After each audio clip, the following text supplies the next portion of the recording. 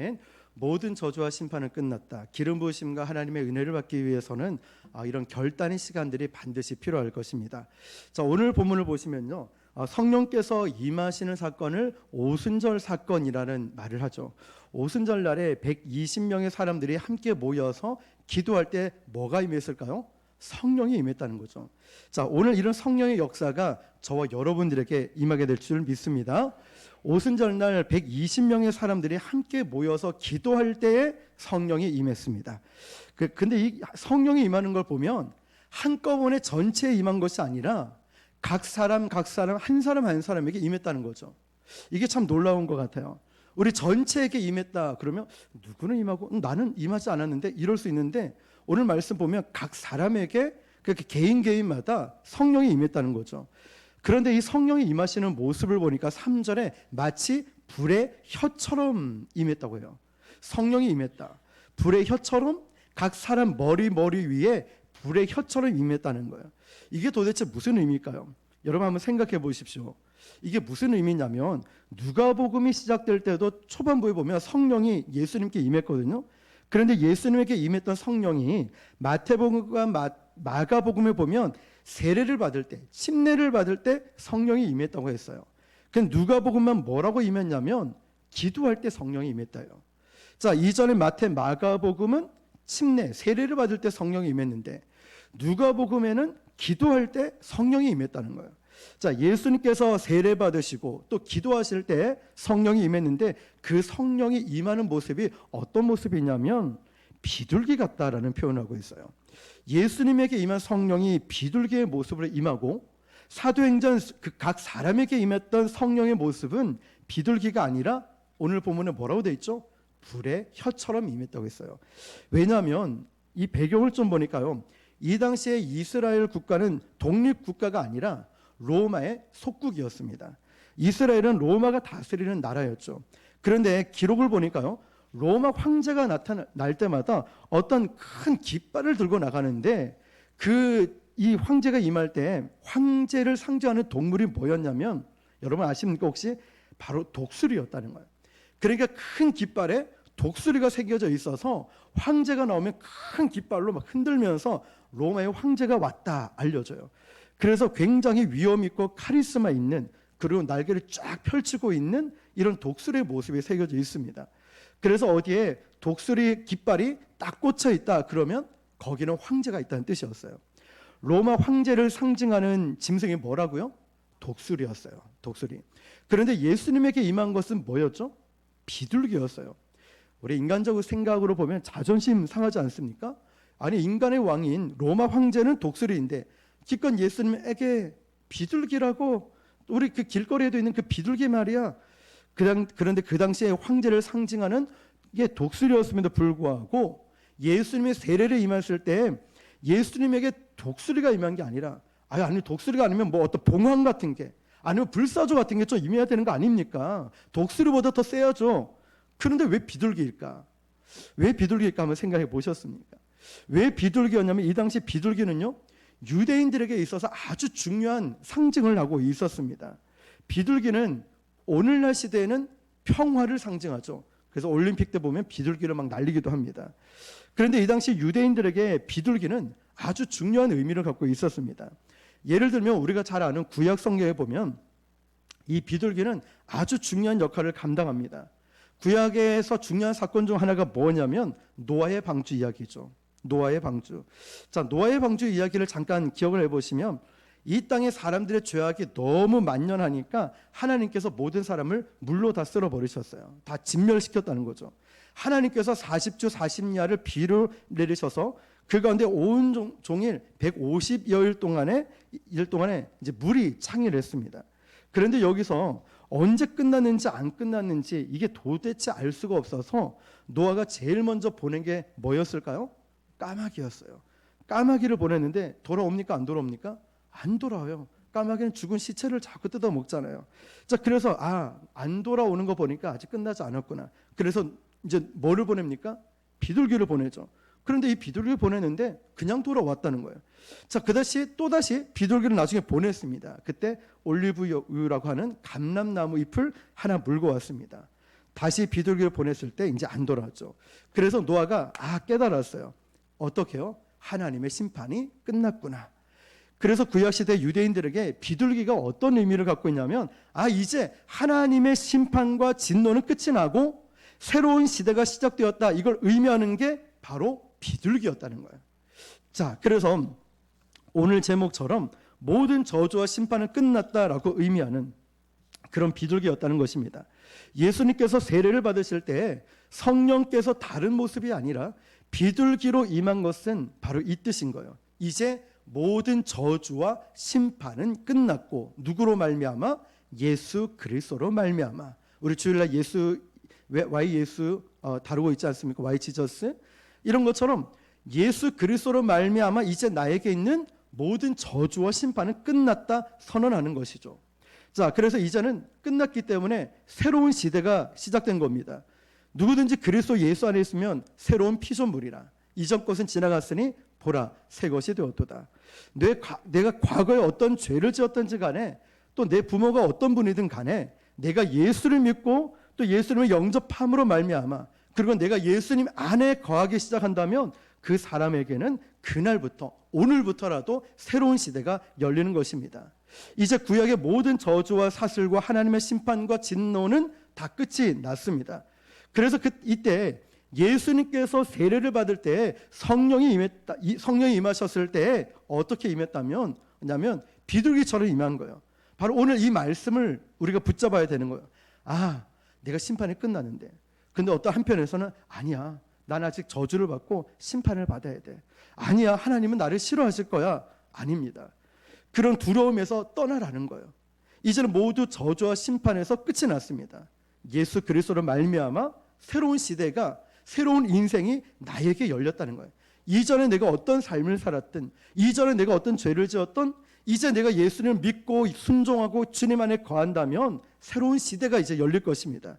누구든지 그리스도 예수 안에 있으면 새로운 피조물이라. 보라 이전 것은 지나갔으니 보라 새 것이 되었다. 믿음으로 내 삶을 자꾸 선포하는 것입니다. 두려워하지 마십시오. 과거의 죄로 말미암아 어떤 부모님이나 어떤 있었던 일로 말미암아 두려워하지 마시고 이제 새로운 날을 시작될 것을 바라보고 믿음으로 선포하시길 바랍니다.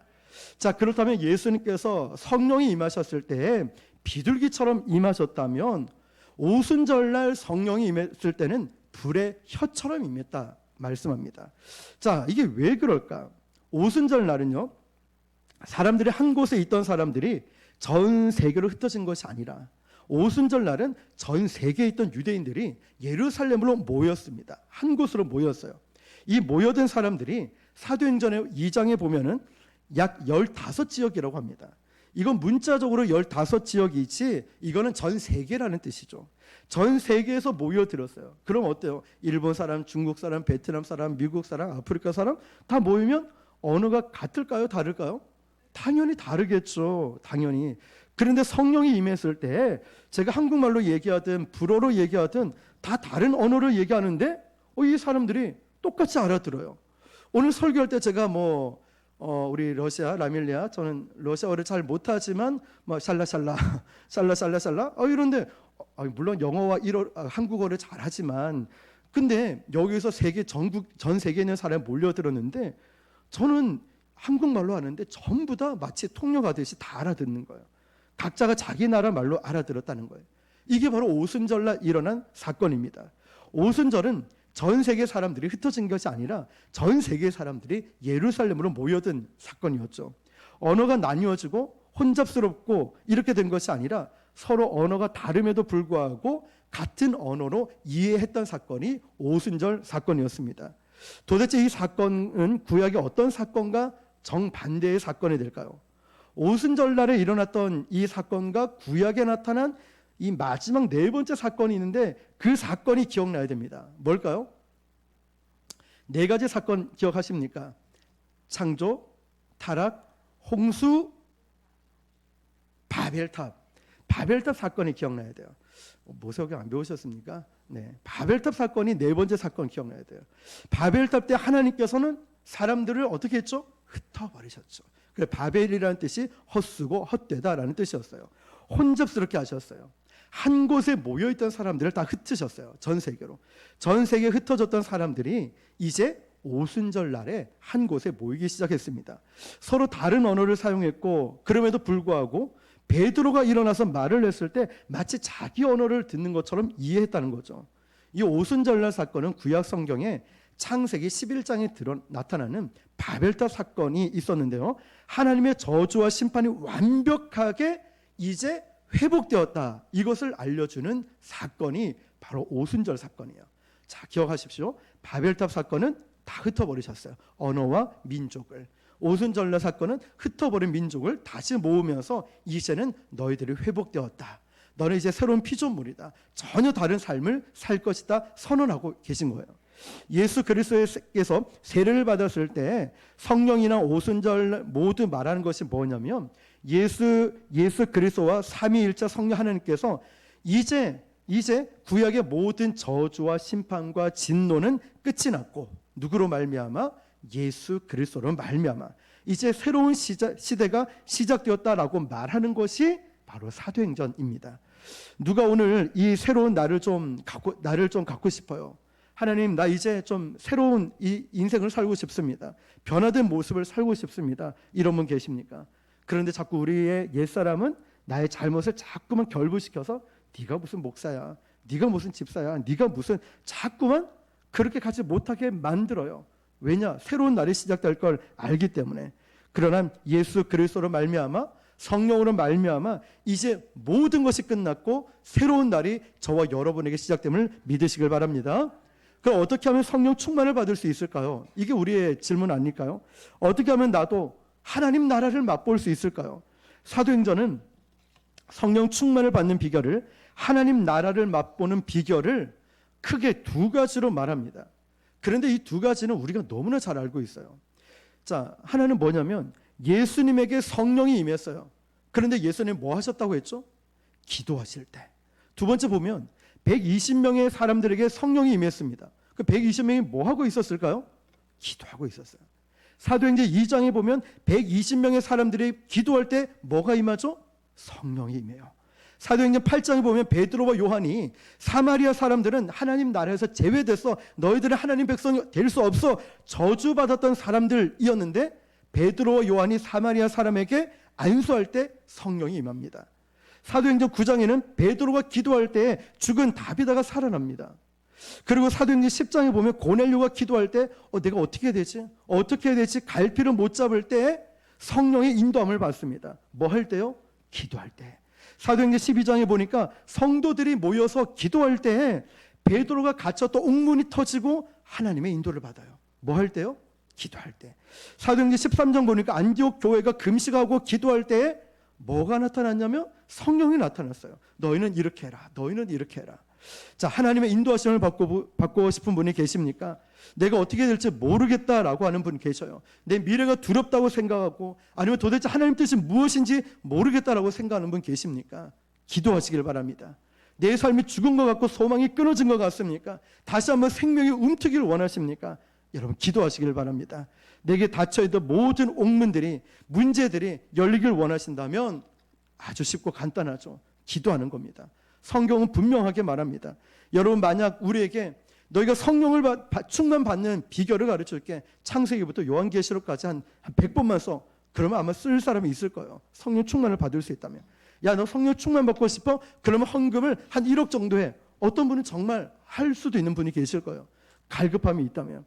그러나 성경에서는 성령 충만 받는 비결을 너무나 단순하고 너무나 어이없는 방법을 말합니다.